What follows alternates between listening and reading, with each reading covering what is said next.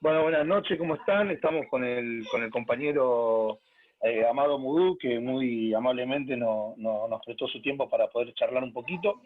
Y bueno, como veníamos hablando, la idea era poder empezar a tocar el tema de lo que fue la reestructuración de la deuda con algunos bonistas. Pero bueno, en alguna oportunidad había visto que en una entrevista vos lo analizabas desde el punto de vista político al tema, ¿no? Anexándolo con lo que fueron los 12 años del kirchnerismo. Sí, claro. Desde el punto de vista político, primero porque Néstor y Cristina fueron las dos presidentes que se tomaron en serio el tema de la deuda a favor de la Argentina. Hasta la llegada de Néstor y Cristina, lo que había habido eran negociaciones en las cuales cada vez Argentina debía más y recibía menos. Si, por ejemplo, tenemos en cuenta que el final de la alianza con Cavallo fue por muy pocos miles de millones de dólares que el Fondo Monetario abandonó a la Argentina y bueno, sabemos cómo terminó esa situación. Ahora, una situación de deuda que Néstor y Cristina habían dejado resueltas en términos históricos, Macri en 4 años hizo, te diría que el periodo más grave de endeudamiento de la historia argentina, por el volumen, por las tasas de interés, por la profundidad, por los plazos, hasta un bono a 100 años. Yo digo que en el mejor estilo de un gobierno de la dictadura cívico-militar se tomaron el endeudamiento como una herramienta en contra de la Argentina y fueron más lejos en este desastre que ninguno de los gobiernos de la democracia, porque además arrancaban con una situación muy favorable. Entonces, lo primero que hay que entender para interpretar cuando Alberto Fernández accede al gobierno es que es una situación muy difícil, porque además quedó muy difícil en términos de los acreedores privados, pero también muy difícil en algo que teníamos 100% resuelto, que era el tema del Fondo Monetario. Cuando Néstor Kirchner, allá por el 2006, le paga completo al Fondo Monetario la deuda, bueno, nos sacamos de encima no solo la cuestión financiera, sino la cuestión política de lo que representa el Fondo Monetario. Bueno, Macri puso a la Argentina en el corsé tanto de la deuda privada como del Fondo Monetario. Y esa es la gravedad de la situación. Entonces, el gobierno llevó adelante una buena negociación con los bonistas, retornando a la tradición de lo que fue 2005-2010. Yo sé que hay muchos que discuten puntos menores, pero la verdad es que Argentina en estos 4 años tenía que pagar promedio alrededor de 15.000 millones de dólares cada año, y con esta negociación va a pagar menos de 1.500. Entonces, Claro. ha aliviado y despejado estos 4 años que eran insoportables e imposibles de cumplir. O sea, aún haciendo un esfuerzo muy violento sobre el pueblo argentino, no se iba a poder cumplir.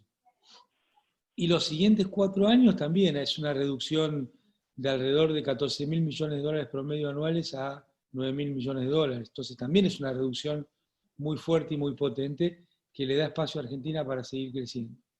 Eso, yo diría, está bien sin peros. Esto que ahora, no, está bien pero, está bien, no. Yo diría está bien sin peros, porque a los que dicen, bueno, pero después te queda una carga muy importante, esa es la carga que no se iba a poder pagar ahora.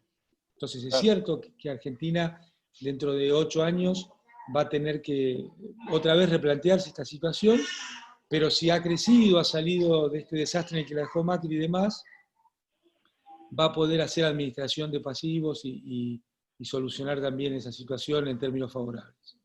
Ahora, muy distinto es el caso del fondo. Primero porque no hay que creer de ninguna manera que el fondo quiso ayudar a la Argentina en esta etapa. El fondo forzó a Argentina a renegociar con los bonistas durante la pandemia. Si el fondo hubiera querido ayudar, podría haber hecho una quita, dado más plazos, emitir DEX para aliviar la carga, pero muy, muy por el contrario, lo que hizo fue decir, pagale menos a ellos, Claro. porque a mí me vas a pagar toda. Entonces, yo al fondo no le creo nada, creo que vienen con políticas muy negativas para la Argentina, porque además Argentina podrá ser una buena, mala o regular negociación del tema financiero. Y ahí no está el meollo de la cuestión. Yo creo que el centro de la cuestión está en las imposiciones de política que va a venir a pretender el fondo, que para ponerlo clarito son dos, la reforma laboral y la reforma previsional, y esto atado al tema del famoso mantra del superávit fiscal, que se repite sin pensar. Sí, que fue uno de los estandartes del macrismo constante durante los últimos 4 años, el tema del déficit fiscal, digamos. Claro. Ahora vos fijate el cinismo del macrismo, ¿no? Porque mientras decía que había que cuidar el déficit fiscal, gastaba más no poder y se endeudaba todos los años. Entonces, el macrismo, digamos, ha sido realmente... Bueno, yo estoy convencido que Macri ha sido el jefe de una organización criminal, sobre todo en el tema de apretar a los jueces y a través de eso conseguir cárceles y persecución. Pero bueno, después, si querés, charlamos un poco de esto. Volviendo al tema del Fondo Monetario, nos dejó en una situación realmente muy difícil, en una pelea entre acreedores, entre Wall Street y el FMI, o si querés, entre Nueva York y Washington, que va a ser realmente muy, muy complejo de poder salir de esto. Y si uno mira la historia de Argentina, cada vez que el fondo se metió en la institucionalidad de nuestro país, a todas las argentinas y argentinos les fue muy mal. Sí. Para hacer un raconto rápido, cuando vino Martínez de Oz con la dictadura genocida cívico-militar, Argentina tenía 3% de desempleo y alrededor del 13% de economía informal. Después de Martínez de Oz, la dictadura cívico-militar y el FMI, nunca más volvimos a tener esos números. Nunca más. Claro. Con Cavallo en el gobierno de Menem vino la flexibilización laboral, los contratos basura. Bueno, ya sabemos lo que pasó, ¿no? Se destruyó el entramado productivo en Argentina. Pero después fue peor, vino Cavallo II con el Fondo Monetario en el gobierno de la Rúa, y en esa circunstancia directamente desapareció la Argentina. Tuvimos 5 presidentes en semanas, y el Fondo Monetario logró, de la mano de Cavallo, la ley de déficit cero, el 13% de recorte salarial a docentes, a maestras, a jubiladas, a jubilados, a investigadores. Y que ahora Bullrich estaba, hace poco lo escuché a Esteban Bullrich decir en la televisión que bueno, que ya era hora de que el sector público tenga una reducción de salarios. Esteban Bullrich no sabe ni lo que habla, porque generalmente no sé qué va a hacer, pero deja un muñeco en los Zoom. Algunos dicen que opina mejor el muñeco que él, pero no está claro todavía. Y Patricia Bullrich fue la ejecutora del 13% de la Rúa Cavallo y el FMI. Y Gerardo Morales, el gobernador de Jujuy, también, porque él estaba en el área de desarrollo social de la Rúa. Así que son las políticas que ellos permanentemente... Bueno, ni que hablar de Rodríguez Larreta, ¿no? Que fue el que puso Menem en el ANSES para terminar con las jubiladas y jubilados en nuestro país. Sí. Entonces está claro lo que ellos buscan y pretenden. Ahora, mirando toda esta historia, bueno, nos falta Duhovne, ¿no? Que vino con el tema del déficit, el FMI, etcétera, etcétera, y terminaron también implosionando la Argentina. Imagínate que es muy difícil que un presidente no gane la reelección. En el mundo. Sí. En Argentina los dos que se presentaron la ganaron, que fueron Menem y Cristina, 100%. Pero en Estados Unidos tenés que ir hasta el 88, creo, con Bush padre, para encontrar un presidente que no ganó la reelección. Es muy raro, o sea, Macri hizo una pésima elección, muy mala elección, porque un presidente generalmente gana la reelección, y este no llegó ni a segunda vuelta. Sí, entonces, yo escuchaba que vos hacías un análisis muy interesante con respecto a, digamos, justo enganchando esto que decís de por qué Macri no ganó, digamos, por qué nosotros pudimos recuperar en 4 años el gobierno nuevamente.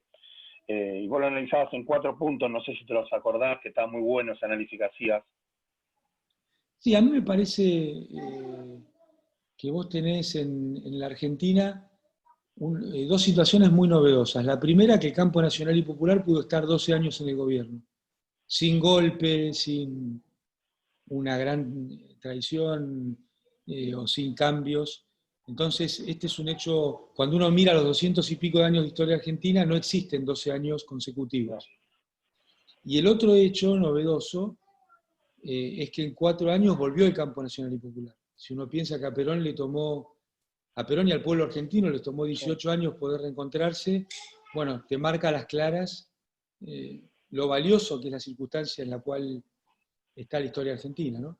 Y te diría que, repensándolo, no solo en términos de la historia argentina, sino de la realidad nuestroamericana de hoy. Cuando uno habla con los líderes sudamericanos, no están en condiciones de volver en 4 años como pasó en nuestro país. Entonces me parece que esto lo tenemos que poner entre, digamos, los buenos hechos de la política, en nuestro morral de, digamos, de carga de baterías de la política. Y me parece que tiene que ver con 4 ejes esto. Primero, los 12 años, las políticas. Néstor Kirchner llegó al gobierno con el 22% de los votos y 12 años después Cristina estaba diciendo hasta luego con la plaza llena, una plaza que representaba mucho más que lo que había en la plaza, ¿no? Entonces, esos 12 años han dejado una huella muy potente en el pueblo argentino, y te diría en toda la población, aún en aquellos que no son simpatizantes del kirchnerismo, o que van y vienen. Nadie en el 2015 estaba igual que en el 2003. Toda la Argentina había mejorado porque hubo políticas para los 40 millones de argentinos, por supuesto que no neutrales, a favor de las grandes mayorías, pero para los 40 millones. Entonces, esa huella está. Después, hay otra situación que me parece muy importante, es que hubo una organización popular que se sostuvo, se mantuvo y fue marcando todo lo que pasaba durante el macrismo. A algunos les puede gustar más, otros menos, algunos querían, digamos, voces más fuertes o menos fuertes, pero la verdad es que la organización popular estuvo en las organizaciones de nuestro espacio político, estuvo en las organizaciones sindicales, estuvo en las organizaciones sociales. O sea que la Argentina, en términos de organización popular, también en el 2015 no tenía nada que ver con el 2003, enraizado en la historia, ¿no? En la historia de lo que fue la resistencia al menemismo, de muchos grupos sociales y algunos sindicatos, de la historia del peronismo y su resistencia. O sea, no es de la nada, es con una tradición muy potente, pero me parece que es muy distinta a lo que pasó desde el 83 en adelante. Entonces ahí tenés un segundo eje. El tercer eje te diría que es Cristina, la figura de Cristina, y ya olvidémonos de lo que representa en términos de políticas públicas y en los 12 años, y en firmeza gobernando y en plantarse frente al mundo, digamos, defendiendo los intereses de las argentinas y los argentinos, sino también en estos 4 años, en su resistencia, en su compromiso político, en su inteligencia, en su amor de ida y vuelta con nuestro pueblo, que ella nunca dobló para donde no había que doblar y nunca abandonó. Entonces, vimos que fue la elección del 2017 contra viento y marea, porque había mucha presión para que no fuera, el espacio fue dividido, no había ninguna certeza del resultado, y sin embargo ella fue y dio esa pelea, y la dio explicando lo que pasaba con los servicios públicos y las tarifas de los servicios públicos, bajo una asquerosidad del sistema, de parte del sistema judicial, haciendo todas las truchadas posibles sobre Cristina. Y bueno, ese fue un episodio, y el siguiente tiene que ver con el armado que diseñó Cristina para esta elección, donde además ella le agregó una visión desde mi óptica, es esto, muy, muy profunda de lo que había sucedido en Brasil, y entonces acotó al mínimo los riesgos de que el infierno de Macri pudiera seguir cerniéndose sobre la Argentina. y me parece que entonces hay que agregarle a esa figura también su generosidad en este armado, en este diseño, en esta estrategia política, muy abierta, muy de convocatoria, muy de interpretar la diversidad, y así se llegó a esta elección, a lo cual hay que agregarle el cuarto eje, que es Alberto Fernández como candidato, en su campaña, en su propuesta, en la apertura, en lo discursivo, y me parece que eso ha sido muy importante para poder llegar a esta elección. Y me parece importante también discutirlo, conversarlo, para entender hacia dónde vamos, porque conociendo qué sucedió también, digamos, eso arroja más luz sobre el derrotero que hay que seguir de acá en adelante. Pero volviendo al tema del fondo, me parece muy importante que el pueblo argentino, el gobierno argentino, nos mantengamos muy unidos en que no pasen este tipo de propuestas, como sería una reforma laboral para que nuestras trabajadoras y trabajadores pierdan derechos y nuestras jubiladas y jubilados pierdan derechos. Ahí me parece que hay una cuestión que es muy importante, que nos mantengamos con una voz muy, muy fuerte por lo que hablábamos antes, ¿no? Sí, quizás esta cuestión también de la pandemia da pie para repensar las nuevas formas de trabajo, y eso también puede ser peligroso porque se puede prestar a que la reforma laboral, digamos, tenga como excusa las nuevas formas de trabajo con la experiencia de la pandemia. Sí, claro, porque hay nuevos disfraces para viejas maldades, como la reforma laboral, que con la excusa de las nuevas formas de trabajo, de la informática, porque vos imaginate, ahora te van a mandar a trabajar a tu casa, en tu silla, en tu mesa, con tu compu, pagándote la luz y tu tiempo, porque con la angustia... Ya está pasando. Bueno, pero imagínate si eso se le da una formalidad de restricción de derechos, va a ser tremendo. Entonces me parece que ahí hay mucho para resistir. Y la reforma previsional lo mismo, van a venir con el cuento de que hay que los salarios más altos puedan tener su propia cuenta y entonces no paguen impuestos a las ganancias, pero lo aporten a su cuenta. Bueno, eso es peor que las AFJP. Y el fondo viene con esas ideas. Y muchas cosas que hemos estado viendo y escuchando a Lavagna estos días tiene que ver con apuntalar esas propuestas, ¿no? Sí, y bueno, algo que pasó en estos días que también fue bastante importante, el tema digamos, de la declaración de los servicios públicos a los servicios de telefonía, digamos, los servicios de cable y de internet, a las prestadoras de servicios de internet. Esto fue una medida muy buena que quizás no se comunicó bien del todo. No, me parece que está en pleno desarrollo y es una gran medida porque todos los servicios públicos son los derechos humanos del siglo XXI. Claro. Entonces, sus tarifas no pueden ser una variable de rentabilidad de 4 o 5 personas. Tienen que ser parte del vector de desarrollo de la Argentina. Y parte de ese vector de desarrollo tiene que ver con la calidad de vida de nuestro pueblo. Entonces, me parece que ha sido una medida muy certera, muy ajustada, también valiente, porque hay que enfrentar a los poderes, y me parece que va a ser muy satisfactoria para nuestro pueblo. Yo estoy convencido que las empresas de servicios públicos hay que estatizarlas, y que ese es el camino relevante. Cuando a Pampa Energía le va bien, a la Argentina le está yendo muy mal. Y esto pasó durante el gobierno de Macri, ¿no? Su acción subió de $8 a $65, mientras estaba devastando la Argentina. No solo los salarios de la familia, sino también el entramado productivo.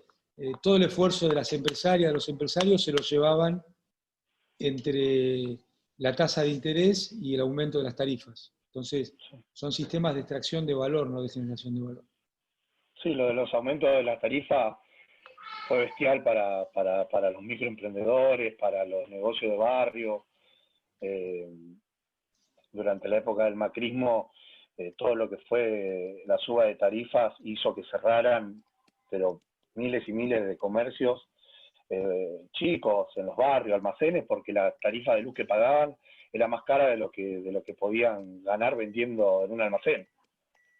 Exactamente. El impacto que tuvo sobre el comercio minorista y las empresas pyme, el tema de las tarifas ha sido descomunal. Imagínate que hay actividades, todas las actividades requieren energía, pero hay actividades que son intensivas en energía. Desde las actividades que tienen que ver con el pescado congelado al comercio y a muchas actividades industriales. Sí, yo digo, no quiero ser autorreferencial, pero nosotros en un momento trabajábamos con una gente que fabricaba tazas de porcelana para hacer las estampas, y bueno, ese laburo que se hacía con hornos de hornos eléctricos no directamente se dejó de hacer, y las tazas venían de China importadas, más baratas de lo que salía a fabricarla acá, porque el costo de la electricidad era un infierno dentro de lo que era producir una taza. Claro, claro. Por eso, ese tipo de, digamos, de política tiende a que haya mucha más importación, a destruir el trabajo argentino y las empresarias y los empresarios argentinos, y lo que queda se va concentrando cada vez más. El impacto en el comercio minorista a favor de los supermercados ha sido descomunal. Sí. Y lo que vos señalás, el tema de la desindustrialización, también ha sido muy, muy fuerte, ¿no? ¿Cómo ves en esta coyuntura de pandemia la pospandemia? ¿Cómo ves digamos, qué tipo de política te gustaría que se apliquen como para tener de alguna forma alguna posibilidad de revertir la crisis económica en la que estamos? Mirá, yo creo, primero, la crisis económica la provocó Macri. Sí, está claro, está claro. Que no le pase ni cerca un comentario a Alberto Fernández y a su equipo, porque sería una injusticia descomunal. No, está clarísimo, eso está clarísimo. Y la pandemia, yo creo que tenemos un gobierno que ha sido muy serio, muy humano, muy políticamente responsable en cómo acometió esta tarea, ¿no? Y los resultados están a la vista, que nunca van a ser resultados buenos, pero son resultados mucho menos malos que otros países. Entonces me parece que la valentía que ha tenido el presidente en esto es muy importante. Ahora, después viene el tema que vos señalás, que es qué va a pasar con nuestra economía. Bueno, primero, yo creo que no existe la pospandemia. Yo creo que los sectores concentrados ya están al ataque. Cuando Techín echó 1.500 personas, fue los primeros días de la pandemia y sin embargo no se privaron de hacerlo. Los bonistas se pasaron 60 días jorobando para ver qué más se podían llevar de Argentina. Los efectores de salud privada no permitieron que el gobierno los coordinara. No estaba hablando ni de expropiar, ni de estatizar, simplemente de coordinar. Y bueno, fue tremendo el ataque contra el gobierno. Ni que hablar de lo de Vicentín, ¿no? Porque lo de Vicentín sí, no fue un problema que generó Alberto Fernández. Vicentín lo generó Mauricio Macri con ese tipo que se llama González Fraga, que le decía a las argentinas y argentinos que no se podían comprar teléfonos, al mismo tiempo le estaba dando 18.000 palos a Vicentín. Eso es irreproducible lo que dijo González Fraga. Como que bueno, salíamos a comer 2 veces por semana, eso no era normal, digamos, un trabajador no podía hacer eso. Claro, pero sí era normal que le diera sin avales 18.000 millones de pesos a Vicentín. Claro. Realmente yo creo que la responsabilidad penal y la responsabilidad política van de la mano en este caso y lo vamos a ver si en la Argentina algún día hay justicia. Sí. Pero me parece que el tiempo de la pospandemia es hoy, entonces yo creo que las medidas estructurales hay que jugarlas hoy.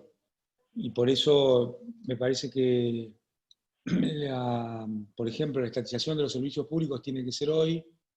Me parece que el IFE es una gran medida, se tiene que convertir en alguna forma de política permanente. Yo creo que tiene que tener que ver con las mujeres, pero tiene que ser permanente.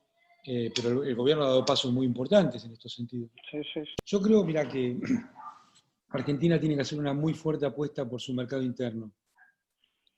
Nosotros no vamos a salir con un supuesto modelo exportador porque ni el contexto mundial, ni la historia, ni siquiera, digamos, la configuración argentina da para eso.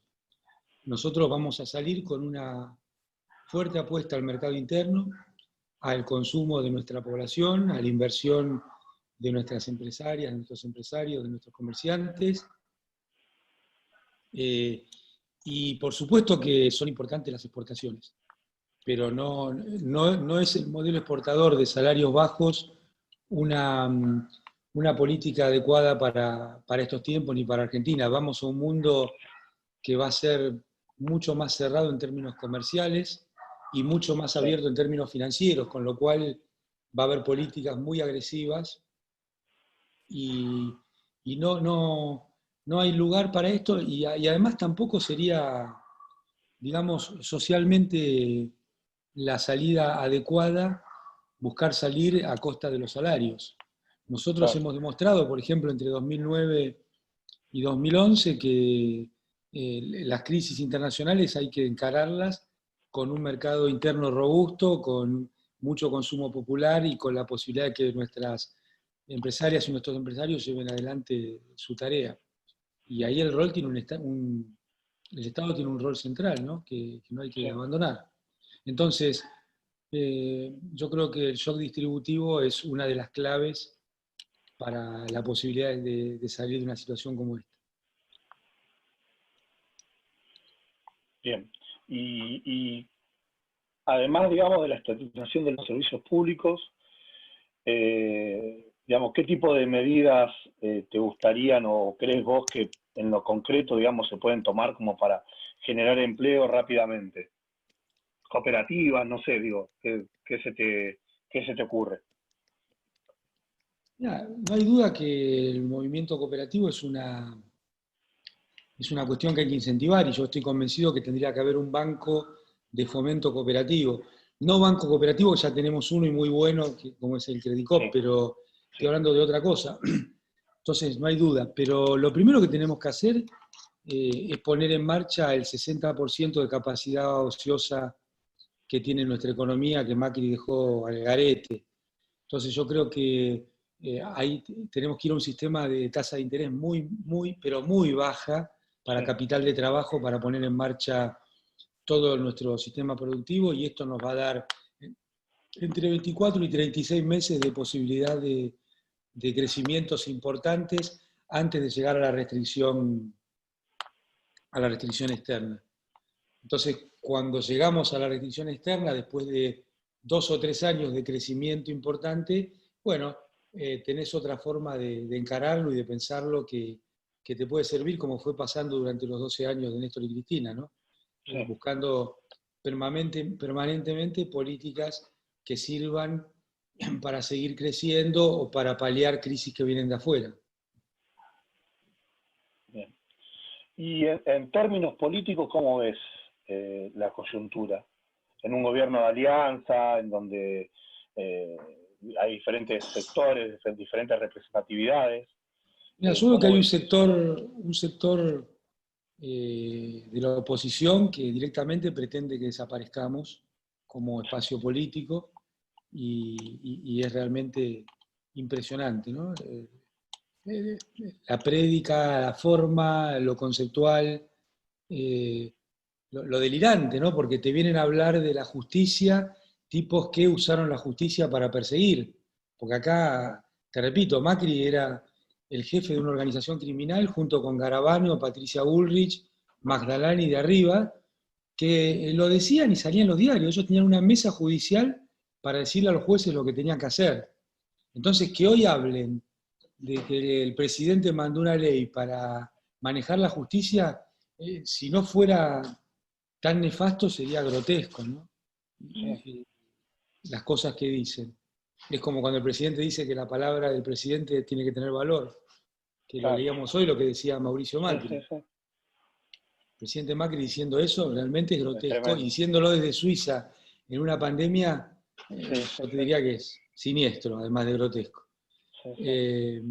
Entonces, en esta situación donde vos tenés un espacio que dice que el gobierno quiere reformar la justicia para que manejarla, cuando ellos la manejaron, ponían jueces por decreto, intentaron poner 2 jueces de la Corte por decreto. O sea, si alguien pisoteó la independencia y el sistema judicial fue Mauricio Macri y Germán Garabano, ¿no? Hay que decirlo con nombre y apellido.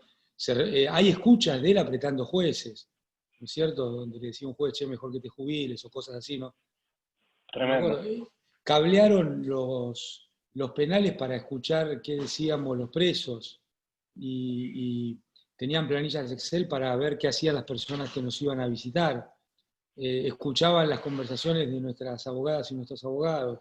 Entonces, que esas personas hablen de república y de justicia realmente te marca qué es lo que pretenden, ¿no es cierto? Pretenden un sistema que en términos de imposición de un modelo socioeconómico son igual que la dictadura cívico-militar. No son la dictadura, pero en términos de la imposición del modelo, del manejo de la justicia, metieron presa a gente para robar a las empresas. Hay una causa en esto. Macri metió preso a De Sousa, a Cristóbal López, a Ferreira, a Báez para robar a las empresas. Entonces, estas prácticas, digamos, que esa gente hable de república, es realmente, bueno, una cosa espantosa. Entonces, lo primero que hay que ver es eso, ¿no? En las sociedades hay antagonismos, en las sociedades hay conflictos, en las sociedades hay cuestiones para las cuales el sistema democrático es la forma de resolverlas. Entonces, hay que ejercer el poder popular para llevar adelante el programa que se votó. ¿No es cierto? Que me parece que en esto el presidente habló muchas veces de que hacía falta reformar el sistema judicial, lo dijo con nombres y apellidos. Entonces no es que él está haciendo una cosa... Sí, inclusive durante la campaña fue algo que mencionó. Claro, claro que sí. Entonces me parece que esto es muy, muy importante que se siga adelante por ese camino, porque además la primer perseguida de la República Argentina se llama Cristina Fernández de Kirchner. Muchos de nosotros, a mí en términos personales, me importa muy poco, porque yo estoy muy tranquilo con todo lo que hice como funcionario y como vicepresidente, y estoy muy tranquilo con lo que no hice también. Entonces, me podrán perseguir, me podrán encarcelar, yo no voy a cambiar lo que pienso, lo que siento, y la historia argentina lo va a demostrar. Ahora, eso está todos los días operando sobre la vicepresidenta de la Nación. Y además es muy mala la imagen que le da la justicia, el sistema de justicia, llamado, yo digo, sistema de administración de leyes, a la sociedad con lo que está haciendo Macri hoy, ¿no? Y a mí la venganza y esas son cosas que no están en ni en mi menú, ni en mi ADN, ni en cómo entiendo la política. Pero sí en que tiene que haber una evaluación de las cosas que pasan. Entonces, cuando uno ve que Macri endeudó a la Argentina y hizo cosas como la de Vicentín, subió las tarifas y tenía alguna relación casi seguro con quienes llevaban adelante esa tarea, persiguió utilizando al Estado, encarceló operando sobre jueces, el tema de los peajes. Está claro que tiene que tener una responsabilidad sobre todas esas cuestiones. Y bueno, que venga y le explique, que no se raje a Suiza. No sé si habrá reposera en Suiza, pero por ahí es una reposera con una buena campera y con unas buenas botas y medias y guantes. Pero está mal, está mal. Y que encima opine desde allá es grotesco.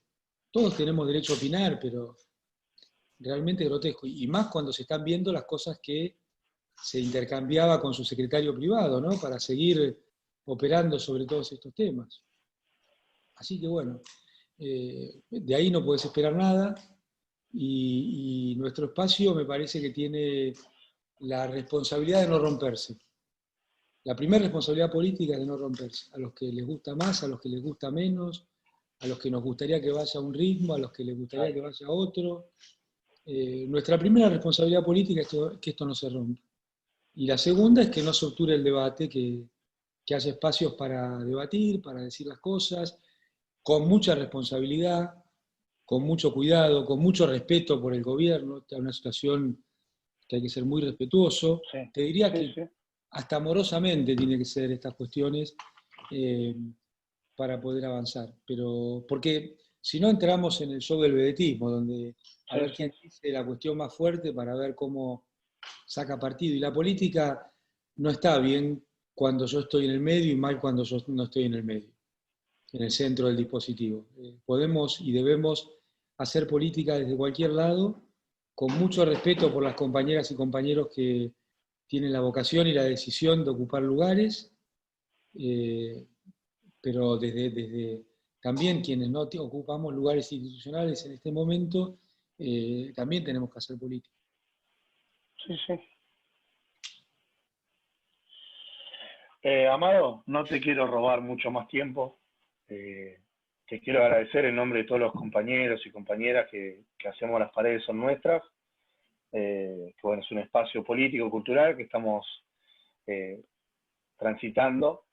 Digamos, y también quería hacer esta reflexión, si me lo permitís, digamos, para muchos compañeros digamos, de la resistencia peronista, compañeros incluso que tuvieron la dictadura,